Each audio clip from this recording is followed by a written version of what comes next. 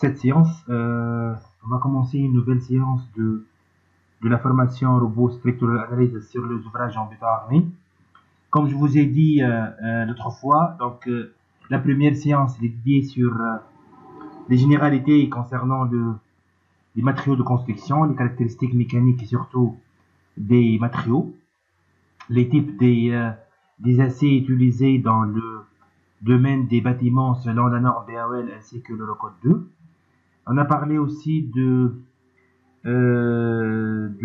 différents types des planchers utilisés dans le domaine des bâtiments. Bien sûr, dans cette formation-là, on ne va pas parler uniquement de la modélisation et de l'outil des bâtiments. On va voir d'autres projets. Mais on va commencer la première partie par un projet qui porte sur la modélisation d'un bâtiment en béton armé. Et je vais vous montrer le projet que j'ai choisi. J'ai travaillé ça sur Arch. Il s'agit bien d'un bâtiment composé d'un rez-de-chaussée plus 3 étages. J'ai modélisé ce bâtiment-là avec Arch et je vais remodéliser cette structure-là avec robot. Pourquoi j'ai choisi ce projet-là? D'abord parce qu'il contient beaucoup des éléments dans béton armé tels que les murs voiles, les poutres, les poteaux, les dalles en béton armé. Donc c'est un projet français. Donc dans la conception et dans le type de la structure porteuse, il s'agit bien d'un bâtiment dont les éléments porteurs composés des poteaux et des murs voiles. C'est pour optimiser la surface des différentes pièces du bâtiment. Donc au lieu d'avoir des poteaux de grande dimension, c'est mieux de construire des bâtiments avec des murs voiles porteurs. Et donc comme ça, on peut optimiser le volume béton armé ainsi que les dimensions des éléments porteurs. Ça d'une part. Pourquoi j'ai choisi ce projet-là? C'est la première partie. Deuxième partie, bien sûr, on va pas utiliser les méthodes dans le robot. Je préfère toujours modéliser la structure avec la création des lignes de construction. Si vous maîtrisez Arch, on peut appeler ou bien on peut importer un fichier DXF. Kiff avec Arch, on peut créer la grille et on peut ajouter et modéliser la structure. Je préfère commencer ce projet-là avec cette méthode-là qui nous permet de maîtriser les différentes commandes. Ça, en ce qui concerne le projet. Mais c'est pas ça le plus important. La méthode de modélisation n'est pas importante. La méthodologie et les techniques qu'on va utiliser pour modéliser, d'une part, dans une première partie, bien sûr, on va modéliser la structure. Dans une deuxième partie, on va appliquer les différentes charges. Et pour la troisième partie, bien sûr, on va analyser les résultats obtenus ainsi que on va essayer de dimensionner quelques éléments de cette structure-là. Donc c'est un document du TP Arch, donc juste je vais l'utiliser pour les données du projet, comme je vous ai dit. Donc Lana ici, dans ce document-là, il est en train de commencer par nous présenter les différentes positions des différents poteaux. Bad, elle va ajouter les murs voiles, elle va ajouter les poutres, elle va ajouter toutes les poutres, ainsi que donc les éléments horizontaux. Après, elle va ajouter les poteaux pour la partie en arc. Et finalement, elle va générer les dalles. Donc, on va faire la même chose. Mais comme je vous ai dit, c'est pas avec Arch, mais avec le logiciel robot. Donc, c'est juste pour présenter et pour vous présenter le projet. Si je reviens de parler sur le logiciel robot, je vous ai parlé l'autre fois de logiciels robot et de différents types de projets qu'on peut les réaliser avec robot. Reste toujours parmi les logiciels les plus intéressants dans le domaine du génie civil, applicables quel qu'il soit dans le domaine des bâtiments ainsi que dans le domaine des ouvrages d'art, aussi les ouvrages spéciaux. Et, bon, c'est vrai que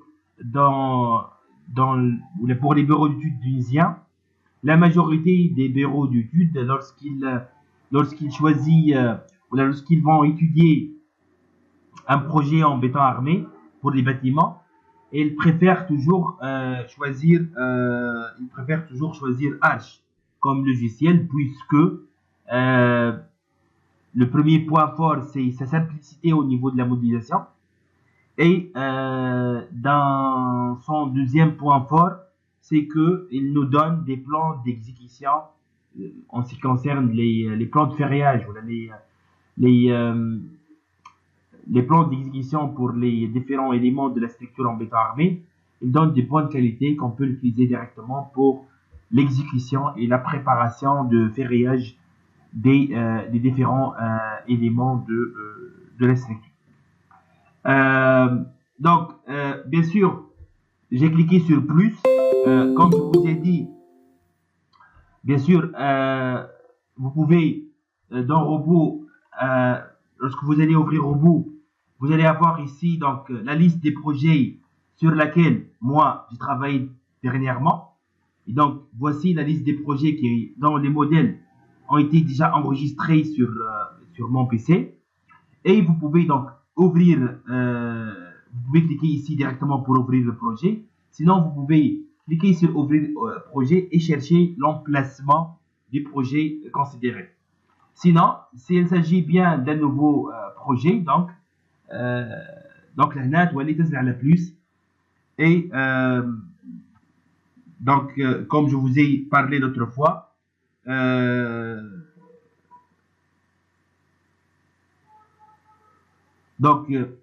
Robot, elle va afficher donc les différents types de projets qu'on peut utiliser pour la modélisation. Bon, c'est juste une consigne, bien sûr. Comme je vous ai dit, il s'agit bien d'un immeuble composé de 3 étages, ok. Personnellement, je peux utiliser les 2 options suivantes. Ou bien je peux travailler ici dans étude et conception d'un bâtiment en béton armé, déjà dédié pour la modélisation des bâtiments en béton armé. Sinon, je peux travailler aussi dans l'étude d'une coque.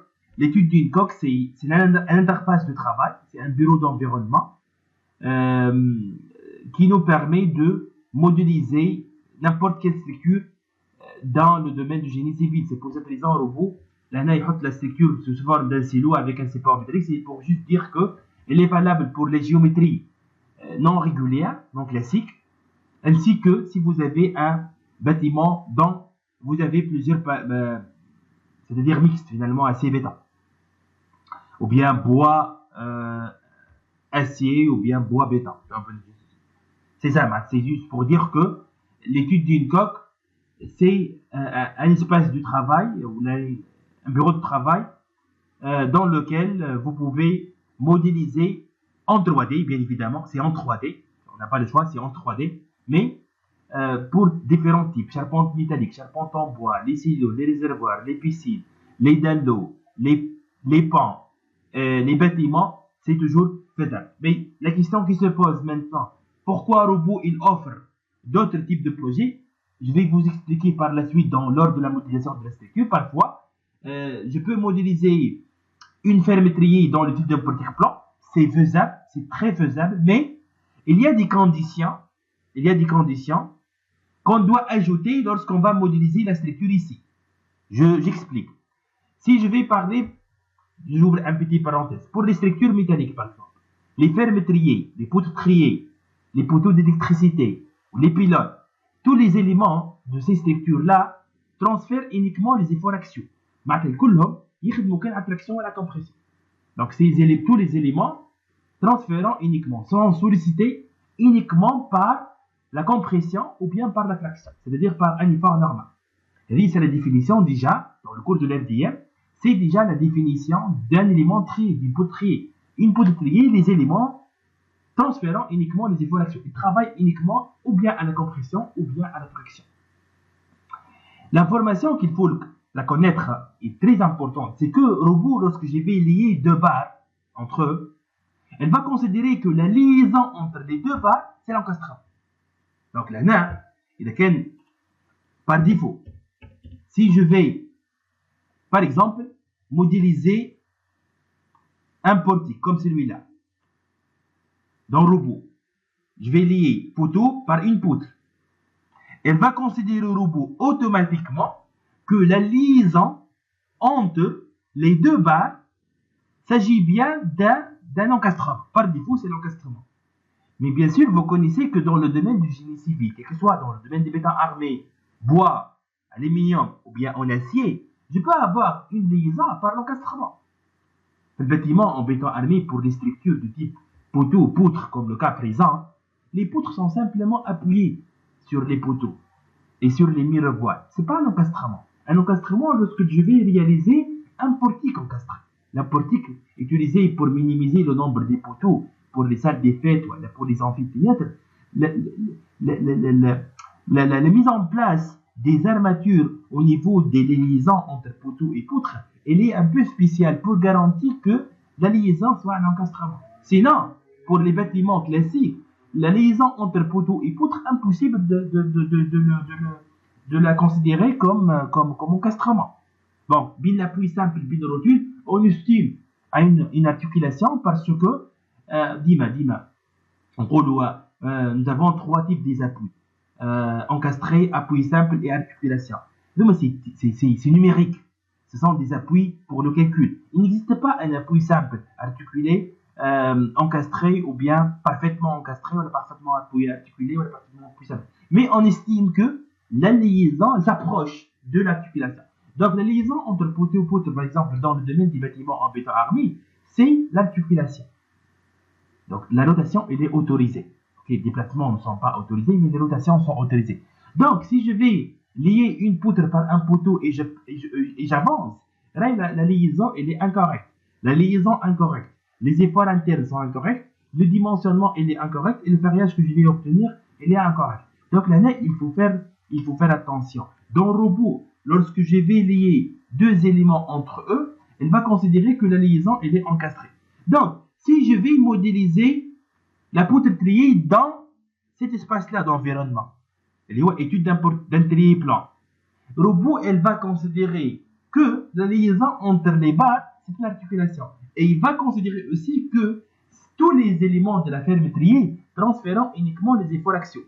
Si je vais modéliser ici, étude d'un portique plan, si je vais modéliser une poutre triée, je dois ajouter moi-même cette condition-là et je dois modifier la liaison entre les barres pour que je puisse considérer que ces barres-là transférant uniquement les efforts axiaux. Donc, avec un projet et un autre. Je peux modéliser un projet dans un autre espace de travail. Mais je dois faire attention. Et ça, c'est l'erreur et le point faible des différents ingénieurs dans le domaine de la mécanique et du génie civil parce qu'ils disent qu'ils ont des bons résultats et voici le ferrillage. Ou ils disent que j'ai trouvé des résultats illogiques pour les constructions métalliques ou bien pour les charbons métalliques ou pour les bâtiments en béton armé parce que tout simplement la partie modélisation, le modèle créé, il ne décrit pas la réalité. Donc, vous avez dans la réalité un ouvrage, il faut créer une maquette numérique, un modèle dont il faut considérer toutes les conditions. Donc là, le choix, juste pour résumer, le choix du type de projet, il est très intéressant. Ça va nous simplifier beaucoup. C'est pas uniquement question de simplification, c'est question de qualité des résultats. C'est ça le plus important. Ok, donc je peux choisir. Je vais cliquer sur étude d'une coque, par exemple. Regardez là, c'est très simple. Rapidement, je vais vous présenter l'interface du travail. Donc, vous avez ici la zone bleue, la surface bleue, là où vous allez modéliser votre structure. Vous avez ici un repère global. Il faut faire attention. Il y a un repère global pour toute la structure. Il faut connaître que la gravité est implémentée dans le robot selon l'axe Z. Donc, il faut que toujours les hauteurs des constructions selon l'axe Z. Mais il faut connaître aussi que vous avez un repère local que vous pouvez l'afficher ici. Les repères locaux pour les éléments que vous avez considérés et que vous allez modéliser pour les poutres, pour les poteaux, pour les dalles. Donc là, il faut connaître que dans Robot, vous avez deux repères. Vous avez un repère global et vous avez un repère local. Là, c'est important. Pourquoi? Parce que il y a des commandes dans les options en fonction du repère global, et il y a d'autres fonctions de repère local, et il y a des commandes qui vont vous donner le choix entre par rapport au repère local ou bien par rapport au repère global ou bien local. Donc, là, vous avez le menu. Vous avez la barre d'outils principale, là où vous avez les options pour créer un nouveau projet, pour enregistrer, pour ouvrir un projet existant, pour enregistrer. Ces commandes-là, c'est pour la préparation de la note de calcul. Là, c'est pour des captures écran et pour imprimer des photos et des photos de votre modèle ainsi que les éléments modélisés.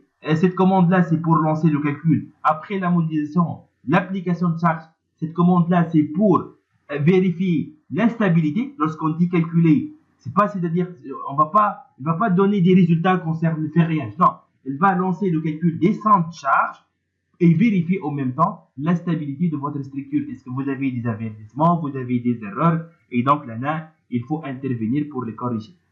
Vous avez ici donc la liste des nœuds sélectionnés. Vous allez trouver ici la liste des barres sélectionnées, la liste des charges. Là, les 4 charges appliquées vont apparaître après parce que on n'a rien appliqué maintenant. Et vous avez ici la fameuse barre d'outils additionnelle. Dans cette barre-là, vous allez avoir toutes les commandes nécessaires pour la modélisation. Pour vérifier le type de la structure sélectionnée, donc il faut cliquer ici sur structure, type de structure. Donc la zone cadrée en rouge, c'est la commande cadrée en rouge, c'est la commande c'est l'espace dans lequel vous êtes en train de travailler. Bien sûr, vous pouvez modifier d'ici l'environnement de travail. Donc on va cliquer ici sur une des conceptions d'un bâtiment en béton armé. Bien sûr, elle va demander d'enregistrer le fichier. Donc, regardez là, juste pour... C'est le bon choix que j'ai fait pour vous montrer ça. Regardez, il n'y a pratiquement aucun changement au niveau du bureau du travail, l'espace de travail. Sauf que, dans la barre d'outils additionnels, à droite, vous allez avoir des commandes. Bien sûr, toujours, c'est une barre dans laquelle vous allez trouver les commandes pour la modélisation, mais vous avez trouvé ici des commandes dédiées pour le type de projet que vous avez sélectionné.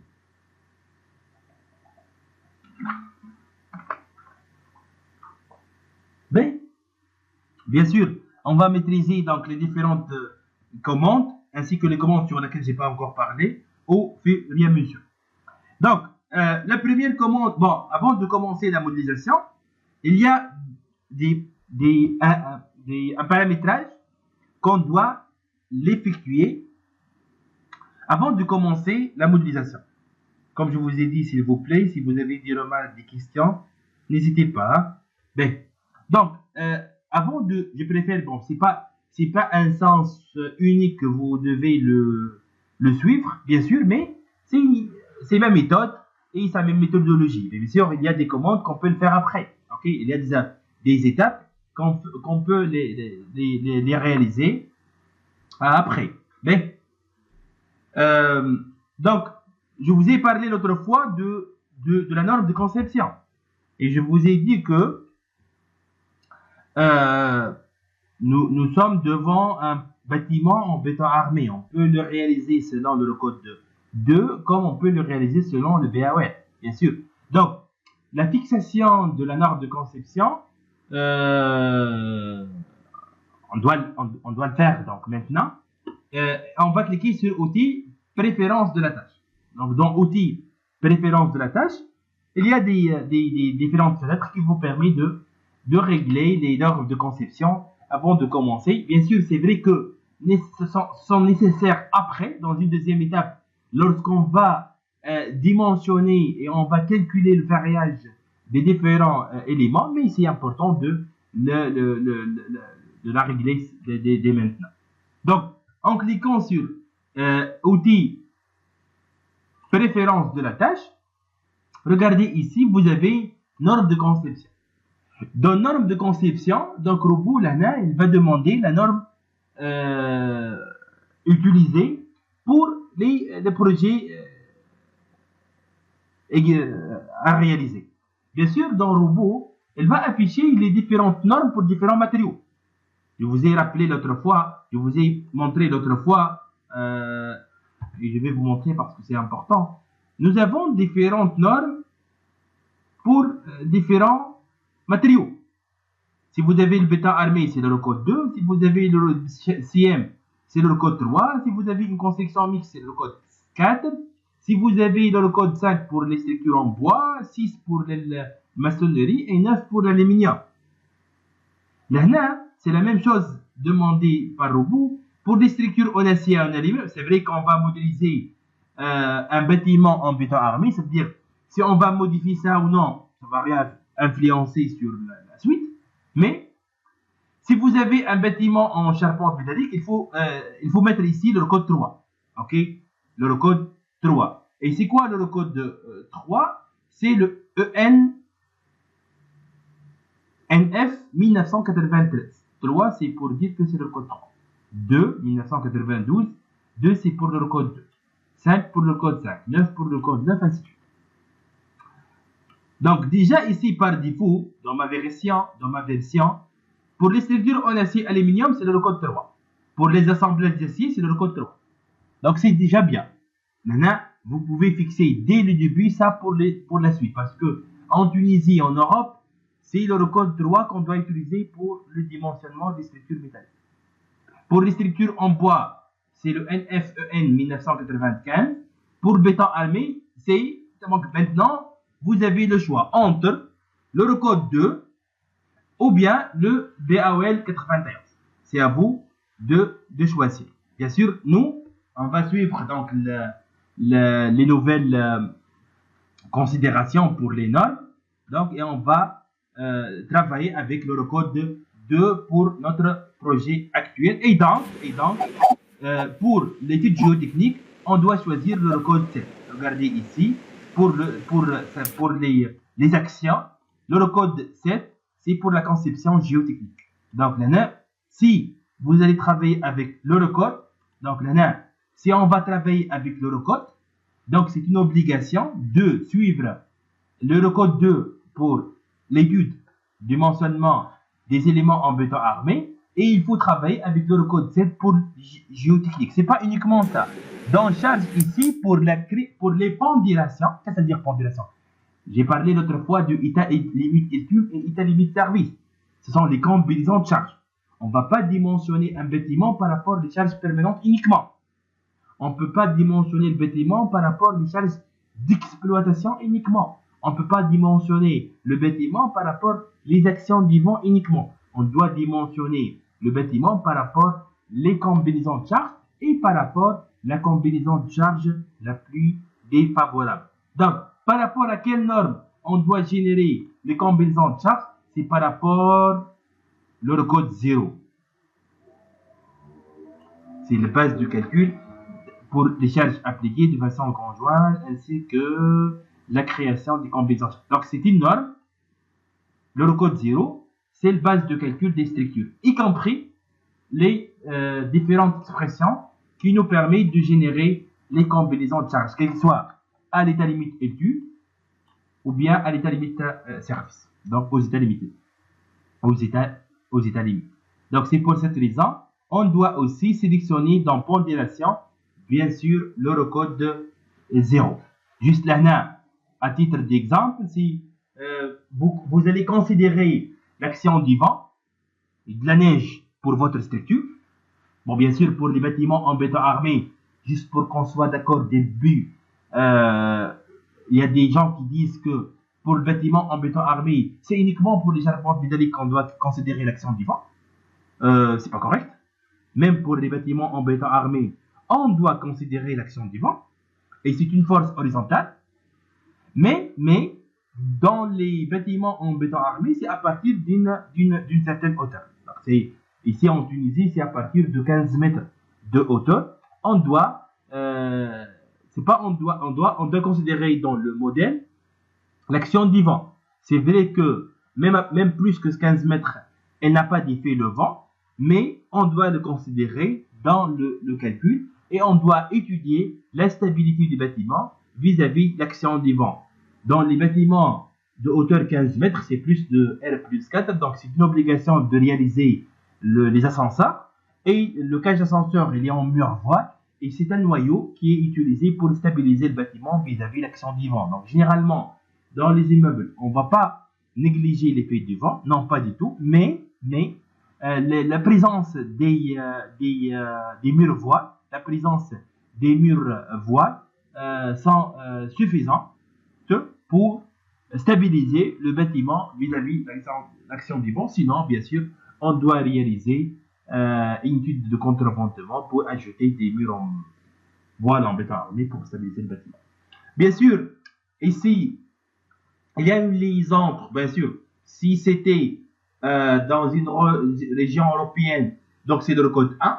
Le code 1, c'est la norme dédiée pour les actions sur les structures, y compris les actions climatiques.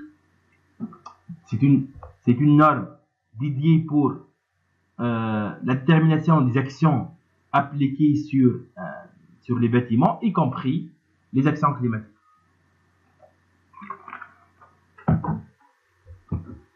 Donc, sinon, si c'était un projet dans la zone, dans la région tunisienne, donc la note de préférence est d'utiliser la norme NV65. Parce que tout simplement, il y a une liaison entre le NV65 et le code 2, le code 3 aussi. Ok?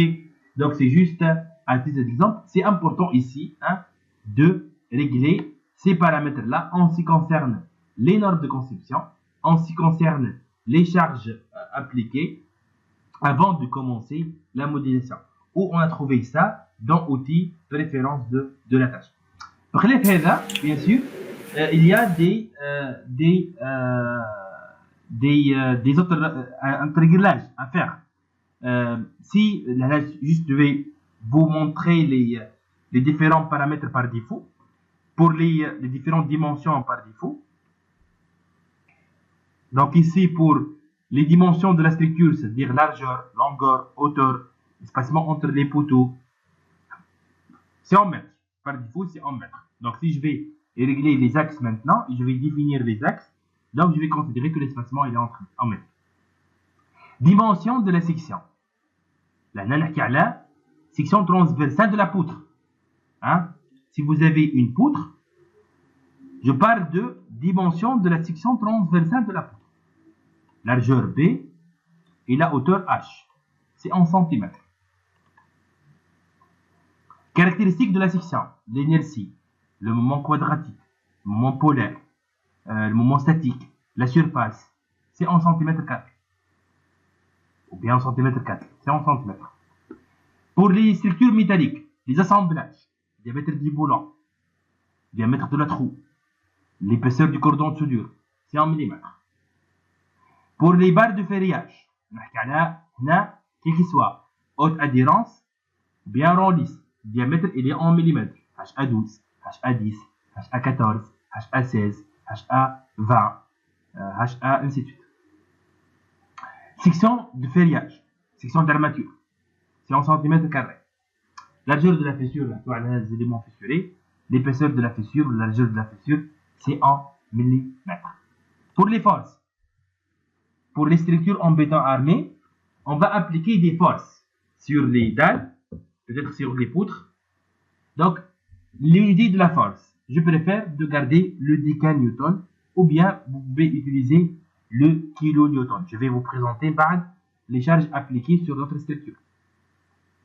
Les moments et les contraintes, ce sont des outputs, ce sont des résultats qu'on va les afficher. Bon, là, ça dépend de qu'est-ce que vous voulez comme unité pour ces éléments-là. Mais le plus important pour moi, c'est que je vais utiliser le décanewton. C'est-à-dire, juste pour les unités. Pour le matériau, là, c'est important. Parce que Ok, bon, la NAS,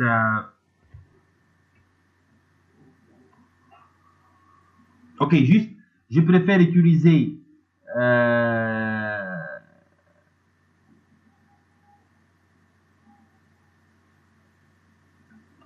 bon, la base de matériaux, c'est le français. Ou là, lorsque je vais parler de béton 20, par exemple, c'est-à-dire le béton tel que la résistance à la compression égale 20 mégapascales. 30, c'est-à-dire le béton tel que sa résistance à la compression égale 30 mégapascales. Ok. Bien, je reviens maintenant à, s'il n'y a pas de questions, je reviens ici. Donc voici le résultat, comme je vous ai dit, du bâtiment qu'on va le modéliser. C'est le résultat obtenu par H, pas par robot. Juste, j'ai utilisé un document d'un type H pour récupérer les données du projet. Là, on a la grille qu'on va préparer. Bien sûr, comme je vous ai dit, cet exercice-là, on va le faire manuellement pour vous montrer étape par étape comment on va implémenter le poteau, on va créer les poutres, ainsi de suite. Bien. Donc, regardez ici, la grille ici, l'espacement entre la grille, entre les lignes égale 1 mètre. Donc, 1, 2, 3, 4, 5, 6, 7, 8, 9, 10, 11, 12. 1, 2, 3, 4, 5, 6, 7, 8, 9, 10, 11. Donc, on va faire 12, 11 espacements pour qu'on puisse implémenter ces poteaux-là.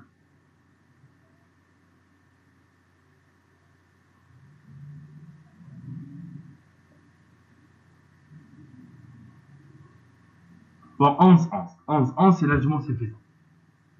Ben, je reviens ici. Donc, vous avez ici la commande. D'abord, vous avez ou bien la projection sur l'axe, sur le plan XY par exemple, ou vous avez le vue en 3D. Vous allez afficher par la suite ici le vue en 3D. Là, je vous rappelle qu'on est en train de travailler dans étude de conception d'un bâtiment en béton. Donc, c'est déjà l'emplacement dédié pour, ou le projet dédié pour ce type-là de projet. Ben. Donc, avant de commencer la définition des axes, là, regardez, pour notre projet, elle est composée de rez-de-chaussée plus 3 étages, donc 4 étages total, avec une hauteur sous plafond égale 3 mètres. 1, 2, 3 et 4 étages. Donc, regardez, il y a une commande ici qui est importante, définition des étages. Pourquoi je vais créer je peux utiliser cette commande-là parce qu'après, vous pouvez activer et désactiver des étages. Vous pouvez afficher uniquement le 3e étage et garder les autres désactivés. Et vous pouvez afficher le premier et garder les autres désactivés, ainsi de suite. Donc, il suffit de cliquer sur cette commande-là. Bien sûr, niveau de base, ça fait 0. Ici, c'est un bâtiment composé d'un rez-de-chaussée plus 3 étages. Si c'était avec un sous-sol, dans ce cas-là, il faut créer votre niveau qui se trouve, par exemple, à moins de 3 mètres. Et je vais définir manuellement le nom des étages. Combien d'étages avant, en 4 étages, avec une hauteur sous plafond égale 3 mètres. Et je vais ajouter ça manuellement. Regardez, étage 1, étage 2, étage 3 et étage 4. Donc là, comme je vous ai dit, c'est un moyen qui nous permet de créer les différents étages nécessaires après dans la modélisation si je cherche à travailler par exemple au niveau de chargement au niveau de plancher ou de rez-de-chaussée. Donc je n'ai pas besoin d'afficher les éléments des autres étages. Appliquer. Donc là, c'est bon. On a créé ici 4 étages. J'ai oublié de parler sur cette fenêtre-là qui est très très importante. Cette fenêtre-là qui se trouve à gauche en haut, elle s'appelle gestionnaire d'objets et c'est une interface dans laquelle vous allez avoir le nom, la liste de tous les éléments que vous allez modéliser dans votre espace. Donc c'est important. On peut sélectionner des éléments à partir de cette fenêtre-là par exemple. Et on peut afficher et vérifier le nombre des éléments. Donc c'est une étape. Monsieur, s'il vous plaît. Salam. Je voudrais savoir si on avait un sous-sol, par exemple, lors de la création d'étages maintenant, comment ça se passe à ce niveau? Oui, je vous ai dit que, regardez ici, l'ANA, elle va vous donner le niveau de base.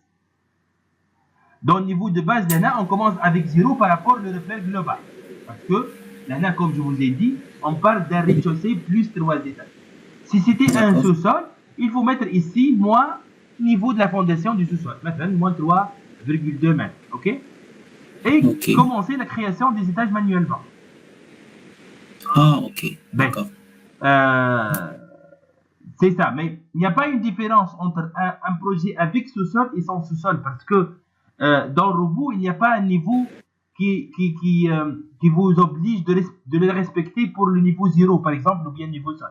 Vous avez un modèle et vous êtes libre de créer les différents étages. Et mais après, bien sûr, il y a peut-être juste une seule différence, c'est au niveau des murs de saignement que vous devez les ajouter au niveau de votre étage, de votre sous-sol. Mais le reste, c'est kiffé. OK? Mais comme je vous ai dit, je ne suis pas obligé, j'insiste, je ne suis pas obligé d'ajouter des étages. Je peux travailler sans la définition des étages. Mais c'est un moyen qui nous permet de simplifier par la suite la modélisation et surtout, lors de l'application des charges pour les différents étages, c'est simple de désactiver les autres étages et de garder l'étage actif, l'étage l'étage sur lequel on est en train de travailler actif. Ben, je reviens maintenant à, bien sûr, regardez l'ANA en cliquant sur filtrer les étages de la structure, on peut l'ANA pratiquement désactiver cette option-là et vous allez avoir par la suite tous les étages ici apparaître. Si on clique, et si cette fenêtre-là elle est activée, si on clique sur 2, c'est-à-dire elle va apparaître uniquement l'étage 2 ici. Donc, en cliquant sur filtrer, vous allez avoir tous les étages affichés en même temps.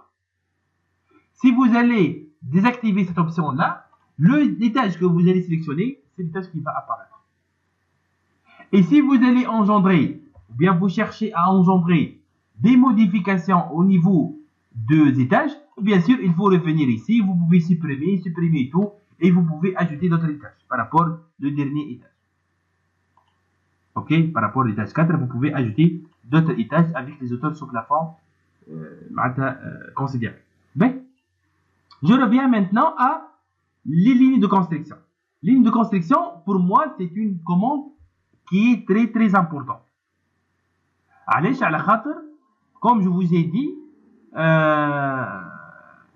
c'est une commande qui nous permet de créer des axes virtuels qui nous simplifie l'implantation des poteaux par rapport, bien sûr, au plan de coffrage que vous avez déjà préparé sur AutoCAD. Vous savez que dans l'étude d'un projet, d'un bâtiment en béton armé, notre point de départ, c'est le plan d'architecture. C'est ça? C'est le plan d'architecture, ou s'il s'agit bien d'une simple villa, ou bien les plans d'architecture. Les plans d'architecture. Donc, c'est ça notre point de départ. On va implémenter des poteaux en se basant sur les règles de conception sur lesquelles on a parlé l'autre fois. Bien sûr, vous allez préparer les axes et vous allez avoir une idée sur l'espacement entre les différents axes. Là, vous allez respecter ces résultats-là pour que vous pouvez spécifier l'emplacement des différents poteaux. Parce que dans le robot, on ne va pas modéliser la maquette numérique pour le plan d'architecture. On va modéliser la structure en béton armé. C'est nécessaire pour le calcul des centres de charge et pour le dimensionnement des différents éléments de la structure en béton armé. Donc, comment je peux utiliser ça? D'abord, j'ai besoin des coordonnées cartésiennes. Hein? Je n'ai pas besoin de cylindrique. Cylindrique, on va l'utiliser dans le projet, par exemple, d'un réservoir en béton armé, cylindrique. Mais là, j'ai besoin des coordonnées cartésiennes. Et là, ici, dans cette petite fenêtre là, on va créer notre axe. Donc, là, elle va demander la position initiale par rapport à ce repère-là global. Combien d'axes on va faire? On va faire 11 axes, puisque l'espacement est régulier et l'espacement égale à 1 mètre. Ajouter. Regardez ici, elle va créer 11 axes pour 10 espacements.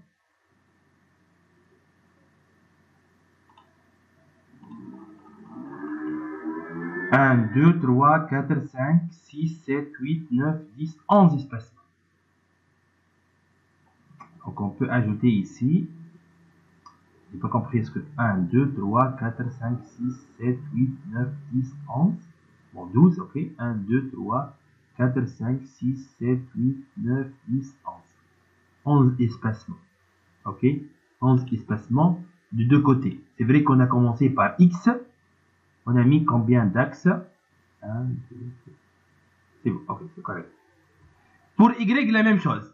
Donc, 11 espacements espacés de 1 mètre. Toujours, si je vais ajouter d'autres axes, il faut faire attention. C'est toujours par rapport à la dernière position. Le dernier axe déjà créé. Pour le Z, déjà, il y a deux choix. Ou bien, vous pouvez utiliser les étages que vous avez créés, ou alors, vous pouvez désactiver étage et vous pouvez créer 4 espacements de 3 mètres pour afficher des axes comme selon X et selon Y. Concernant les libellés, bien sûr, vous pouvez sélectionner un axe et vous pouvez le supprimer si vous avez effectué une erreur. Vous pouvez supprimer tous les axes créés et vous pouvez bien sûr répéter si vous avez effectué par exemple une erreur au niveau de l'espacement par exemple considéré entre les bras. Là c'est simple parce que l'espacement il est régulier, ok?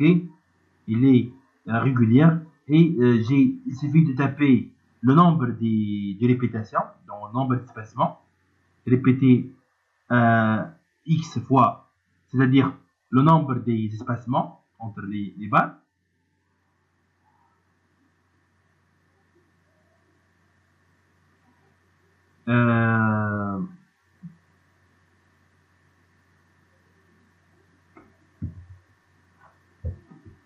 Pour la libeller, je préfère utiliser valeur. Plus 0, plus 1, plus 2, jusqu'à plus 11. Ok, on peut prendre une idée sur la position, les différentes positions. Pour les libeller, je préfère toujours valeur. Mais vous pouvez distinguer entre X, Y, Z. Par exemple, X valeur, Y, A, B, C et Z 1, 2, 3. Mais je préfère toujours valeur pour même vérifier les axes qu'on a réalisés. Donc, en cliquant sur appliquer, fermer, donc les axes ont été déjà créés. Regardez là, donc 11 espacements. 11 espacements. Et dans vue en 3D, vous allez avoir ici la base. 1, 2, 3, 4 espacements. Donc là, rez-de-chaussée, premier, deuxième, troisième. Et c'est important de connaître notre zéro ici. Ok? Notre zéro ici. Bien sûr, la première démarche consiste à générer les poteaux. Et je vais aller ici à droite et je vais choisir la commande poteau. Et je vais parler de cette commande-là. Puis, on va voir l'emplacement des différents poteaux par rapport à la grille qu'on a déjà préparée. Bien sûr, là, je préfère toujours cette méthode-là parce que, comme je vous ai dit, dans cet exercice-là, ou bien dans un plan de coffrage, et je vais partager avec vous sur Classroom un plan type de coffrage d'un immeuble, que vous pouvez même le suivre pour préparer vos projets en béton armé, pour vos bâtiments en béton armé. Donc, je peux déterminer les distances entre les axes, qui sont selon Y, selon Z, selon X, selon Y, ainsi que le nombre des étages. Ou bien sûr, تعملوا impression ou تابيو les valeurs des هكا انظف من اني نعمل importation par DXF. Je préfère ça par rapport à DXF. C'est vrai que pour DXF c'est plus rapide, mais je préfère ça. Bien, allez, pour cette commande là, donc elle va demander le numéro. Bon, c'est pas elle va demander, elle va indiquer le numéro. Bien sûr, c'est le numéro 1 puisque c'est le premier poteau qu'on va créer. Maintenant, le type, c'est important. Est-ce que c'est un poteau en acier ou un poteau en béton armé ou bien en bois? C'est un poteau en béton armé. Il faut sélectionner poteau en béton armé. Pourquoi? Pour que robot mette à jour section ici. Pour que lorsqu'on clique sur les 3 points, elle va afficher la fenêtre qui nous permet de définir les dimensions de la section transversale du poteau. Regardez ici. Si c'était par exemple, j'ai choisi par exemple un poteau en acier. Regardez, EPE 100. Elle est en train de parler des profilés métalliques. Et lorsque je clique sur les 3 points, elle va afficher la fenêtre dédiée pour le choix des différentes familles des profilés métalliques. Donc là, on doit sélectionner poteau en béton armé. Ben, regardez là. Les poteaux sont en béton armé. C'est 25. C'est 25-30 ou bien B25. C'est un béton 25. Les poteaux sont de dimension 20 x 20. Donc 20 cm par 20 cm. Donc la naine J. Et je vais cliquer sur 3 points. Il s'agit bien d'une section rectangulaire. Et je vais nommer ça poteau 20 x 20. Et je vais définir ici B égale à 20 cm et B égale à 20 cm. Et pour le béton, je vais sélectionner béton 25 ou elle c'est 25-30. Minimal 25, maximal 30 mégapascales. C'est 25-30. Ou le béton 25, c'est-à-dire le béton tel que sa résistance à la compression égale à 25 mégapascales.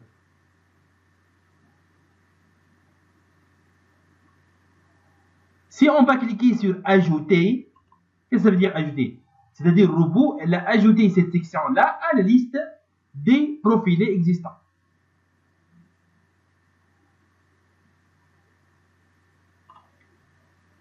Ok.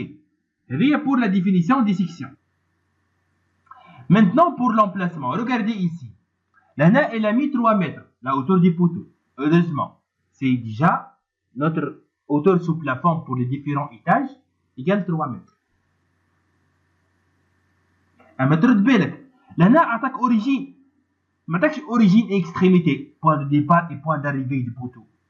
Attaque origine, وقال لك راهي la hauteur Z et vers le bas. Il suffit de cliquer sur la partie supérieure et elle va tracer directement le poteau. Bien, je reviens maintenant à les données. Le poteau numéro 1 se trouve à 3 mètres par rapport à l'origine, selon X.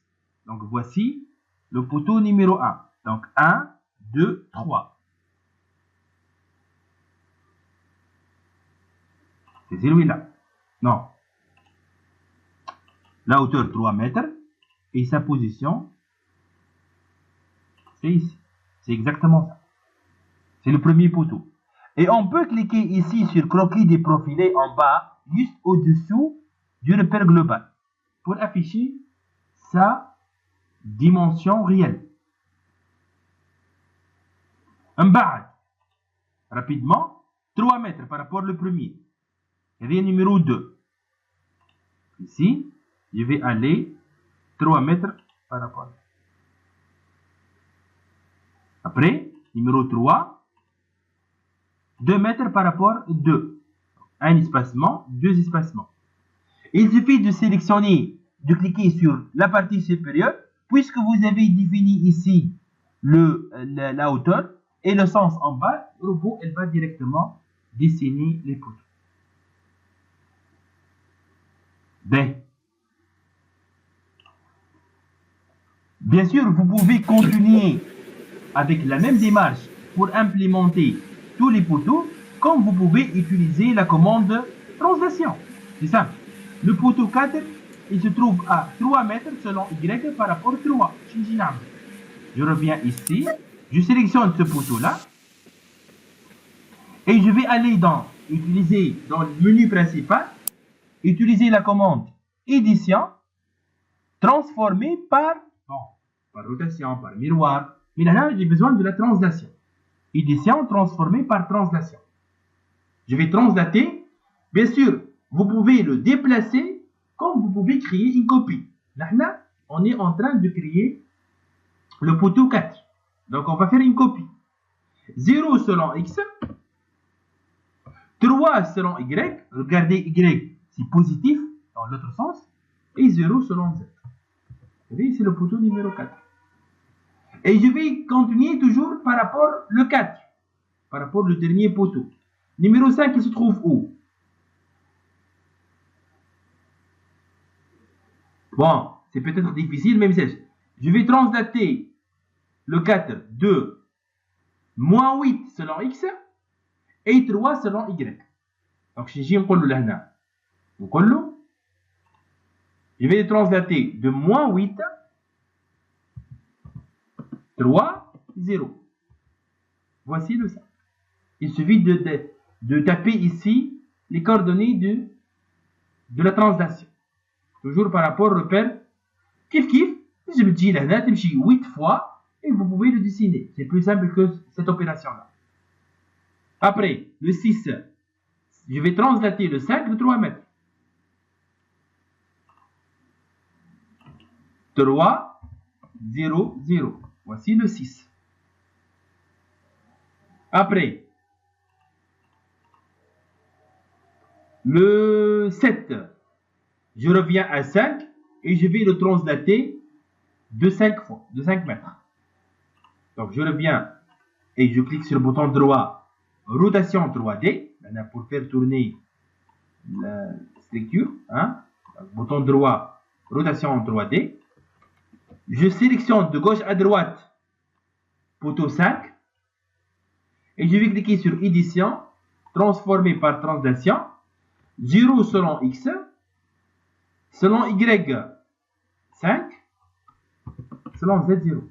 Voici le poteau numéro 7. بعد poteau numéro 8. Je reviens à 6. Bon, peut-être que ce n'est pas la bonne méthode que j'utilise maintenant, mais ok. Je reviens ici. Je vais le translater 3 fois 3. Je reviens ici. Alors, regardez ici. Pourquoi c'est important d'utiliser la commande, la fenêtre gestionnaire des objets.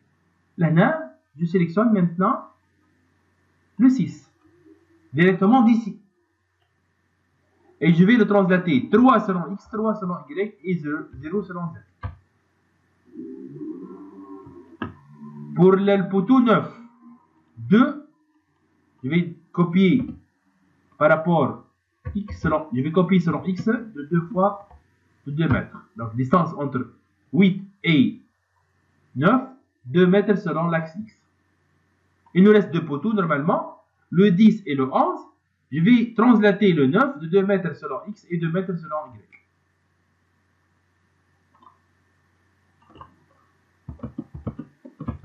B, pour les coordonnées.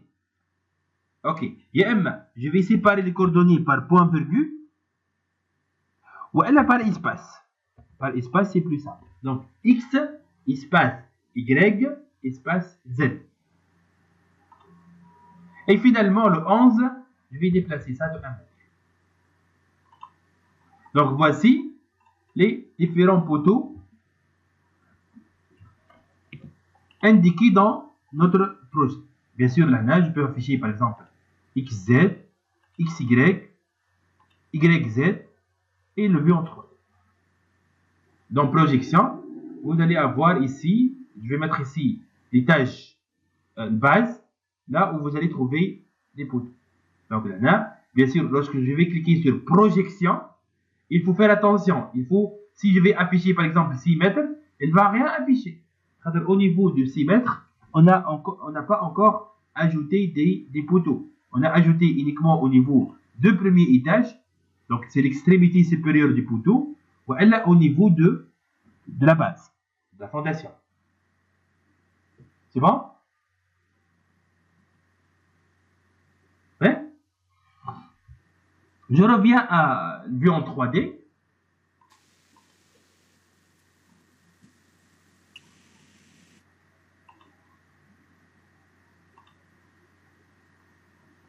B. Donc, il suffit de mettre le curseur.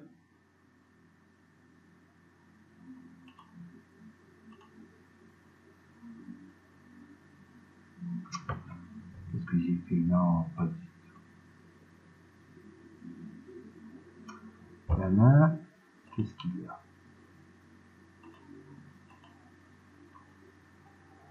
Ah non. Ok. Donc, je reviens ici. Qu'est-ce qui se passe? Il y a un problème. Hein? Donc, ok. Si j'ai affiché étage 1, il n'a rien affiché. Donc, ah oui, j'ai oublié étage 2 lorsque j'ai modélisé. Ah oui, j'ai oublié étage 2 lorsque j'ai modélisé le premier niveau. Donc, le robot, elle a considéré que ce niveau-là, c'est l'étage 2. J'ai oublié de faire ça. Donc, regardez, lorsque je sélectionne étage 1, elle ne va rien afficher. C'est déjà activé. Bien sûr, lorsque je clique ici, elle va afficher tout. Quand j'ai désactivé l'effet de l'étage.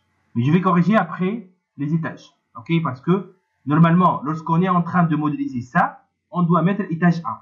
Mais j'ai oublié de mettre, j'ai mis étage 2. Donc, il a considéré que celui-là existe dans l'étage 2. On va corriger ça après.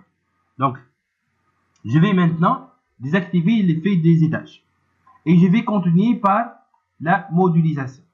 Donc, je passe à l'étape suivante, sans les créations des miroirs. Comme je vous ai dit, c'est un bâtiment dont la structure porteuse elle est du type poteau, poutre, miroir. Les miroirs sont des murs porteurs dans ce cas-là. Cette technique-là, elle est très utilisée dans la région française. Okay? On utilise beaucoup les miroirs comme type de structure porteuse. Comme je vous ai dit, c'est pour optimiser le volume béton armé et pour optimiser les surfaces. Surtout, si je vais utiliser des poteaux, je vais avoir peut-être des dimensions importantes. Surtout que le type de la dalle utilisée ici, c'est une dalle plate. Mais je vais commencer, de préférence, mais ce n'est pas une obligation, de respecter le numéro des éléments. Ok? Bon, là, miroir numéro 1 est de longueur 3 mètres.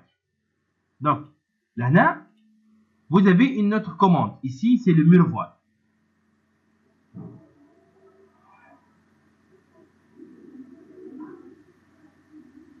Je clique sur miroir. Kiff. Pour le miroir, ok, il va demander l'origine et l'extrémité horizontalement et sans hauteur. En bas, je dois cliquer en haut. Et en haut, je dois cliquer en bas. Choisissez l'option que vous voulez. Sauf que, regardez ici dans l'énoncé, il a indiqué 15. C'est-à-dire quoi? C'est-à-dire les murs en voile sont d'épaisseur 15 cm. 15 cm. Donc, dans Robot, lorsque on va créer des murs voiles, bien des dalles, bien des panneaux d'une façon générale, on a besoin de définir son épaisseur et le matériau.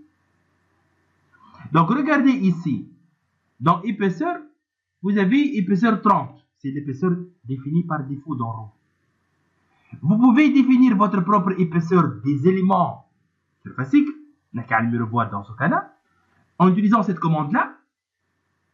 Si on va ajouter une épaisseur ici, on va le trouver ici. Ou là, on peut directement accéder à la commande épaisseur en cliquant sur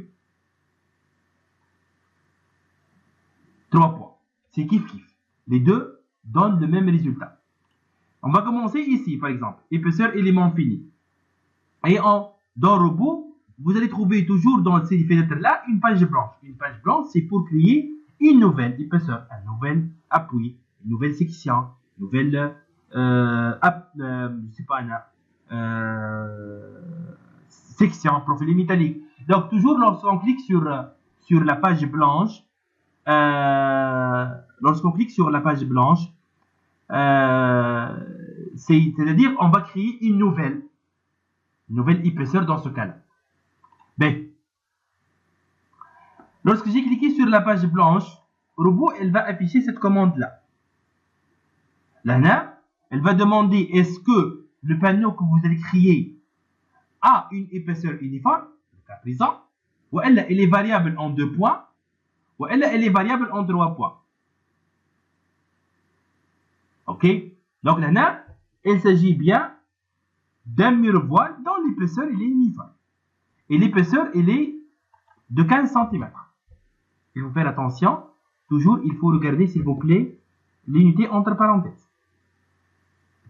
Et, bon, vous pouvez garder le nom épaisseur 15 ou là, on peut dire que c'est voile. Voile 15. Peut-être dans un seul projet, vous pouvez avoir différentes épaisseurs, telles que par exemple les dallos, ou les murs voiles, etc. Ou les réservoirs, etc. Et n'oubliez pas toujours le matériau. On va considérer un béton 25.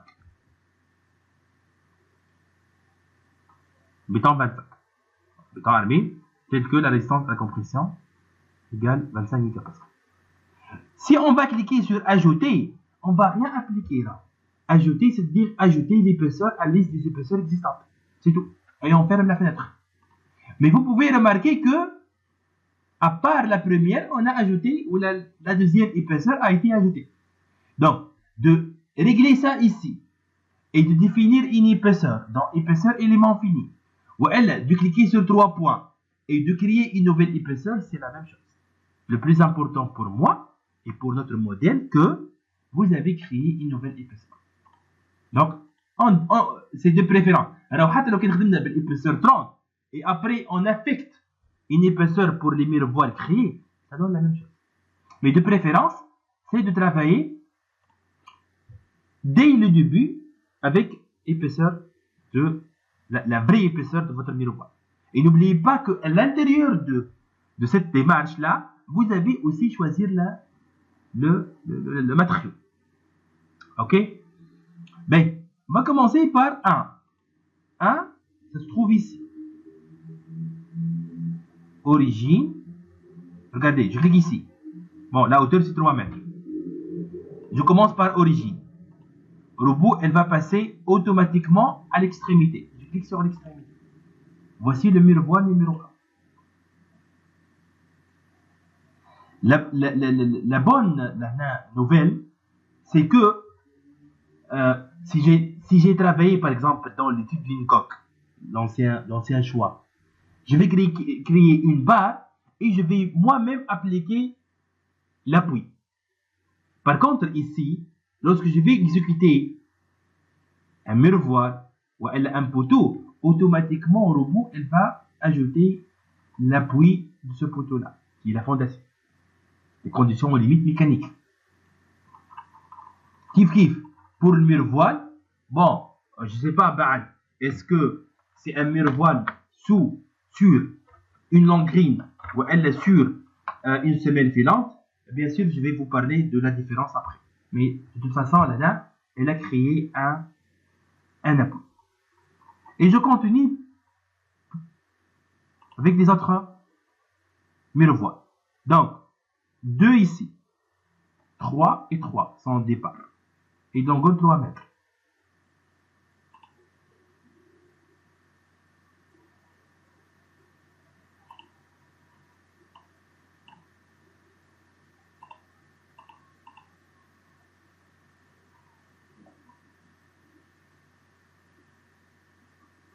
Ici et là. Ah non.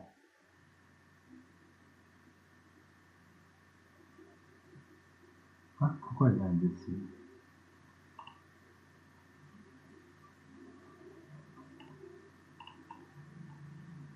Ah, ok.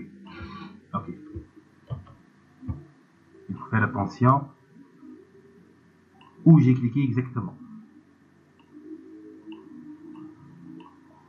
Donc, je reviens. Poil, épaisseur 15, 3 mètres. En bas, sans origine, c'est 3 ici, 3 ici. Celui-là.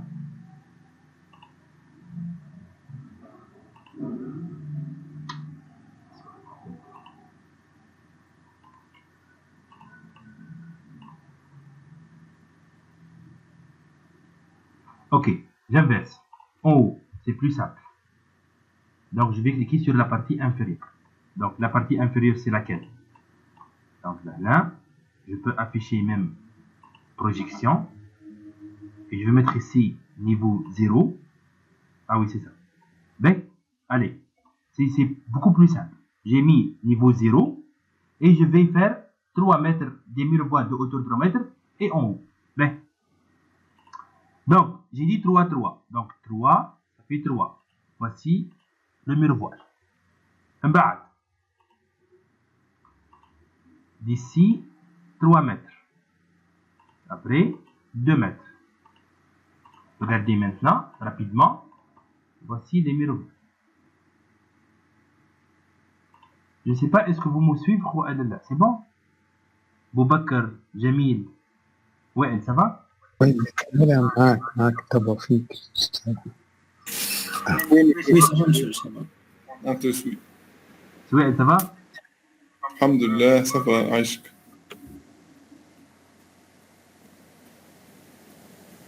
Ok. C'est bon? Non, s'il y a des questions, n'hésitez pas à me les dire. Ben, donc, je reviens, je clique sur projection, niveau 0, c'est la base, et je vais continuer avec les miroirs. Donc là, j'ai 4, numéro 5, c'est un miroir de longueur 9 mètres. Et qui commence à partir de 1, 2, 3, 4, 5, 6, 7, 8, 9, 10. 10. 10 et de longueur 9 mètres. Donc, يبدأ de 2 mètres par rapport au dernier poteau sur l'axe. Longueur 9 mètres. Donc, je reviens ici. Et voici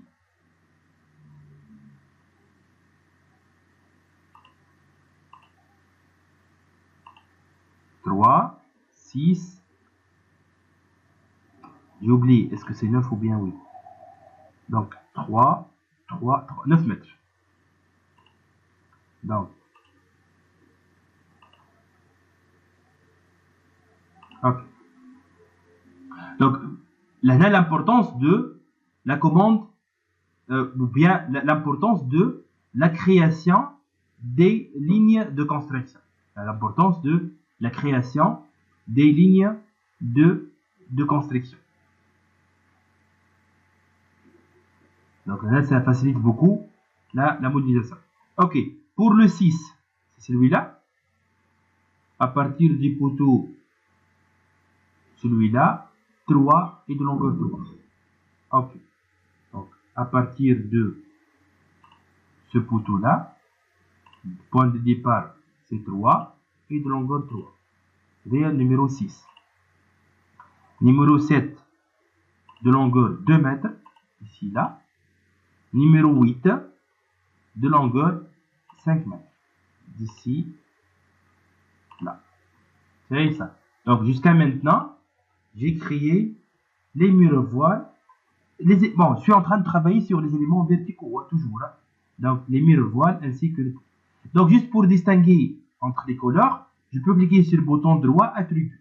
Donc, bouton droit attribut, la commande attribut, ça vous permet de afficher les caractéristiques des éléments modélisés ainsi que ces couleurs. Donc, là, bar, et je vais sélectionner les jantes par couleur, appliquer. Donc, le robot, là, elle va afficher la couleur des poteaux et elle va indiquer ici les unités. Ça va nous permet de distinguer après entre poteau et poutre et ainsi de suite. Mais il nous reste un travail à faire, c'est le mur voile numéro 9. On connaît très bien son départ, ici, c'est l'extrémité gauche de 6, et son point d'arrivée, il se trouve à, normalement il a indiqué ça ici, moins 1,8, 5,4, l'extrémité. Donc je reviens ici, et dans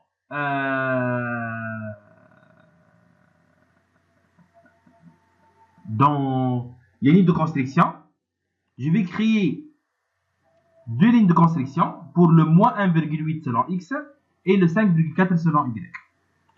Donc je reviens ici, par rapport à 0, j'ajoute un axe de moins 1,8 et je vais mettre ça en gras. Et pour le y, je vais mettre par rapport à 0, 5,4. Et je vais mettre ça en gras aussi. Appliquer. Voici. Je reviens à projection. Voici le point d'arrivée de notre miroir. Donc, juste j'ai ajouté des axes en gras pour spécifier cette extrémité-là qui est déjà indiquée ici.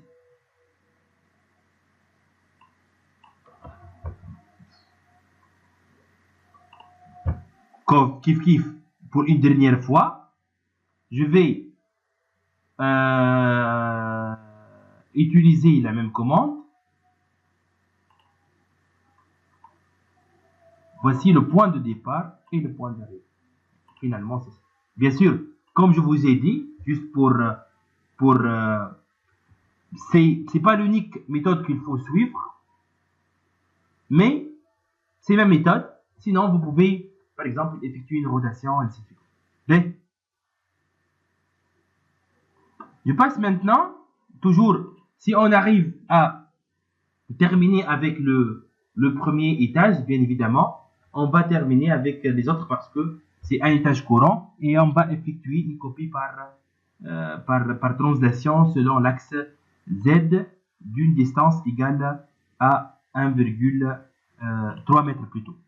Bien sûr, ici, on a arrivé à dimensionner les murs voiles. Bien sûr, comme je vous ai montré comment on a distingué le poteau, en affichant ici la section de poteau. C'est intéressant, surtout dans les notes de calcul.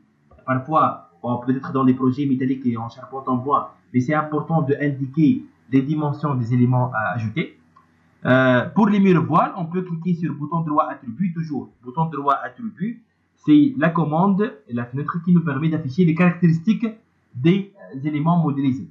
Dans panneau, les panneaux, on peut afficher par exemple l'épaisseur du panneau. On a regardé, là, il a affiché les épaisseurs des éléments qui est égal à 15 cm. Bien sûr, comment connaître? Est-ce que c'est 15 ou elle là? Une petite description.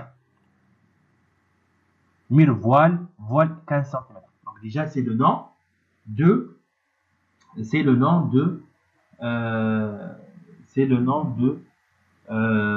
du mur voile, de l'épaisseur qu'on a créé. Mais bien sûr, je ne préfère pas travailler avec épaisseur affichée pour ne pas avoir des erreurs au niveau de l'intersection. Il faut faire attention au niveau de la liaison entre les différents éléments. Il faut s'assurer que vous avez cliqué sur le bon endroit. On passe maintenant aux poutres. Les poutres sont de dimension 22-30.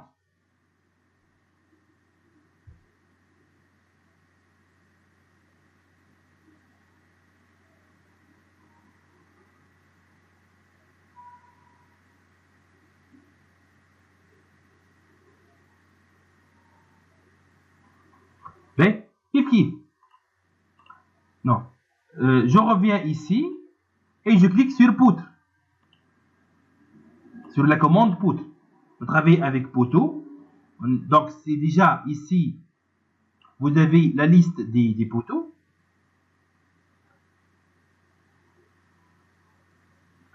vous avez la liste des voiles.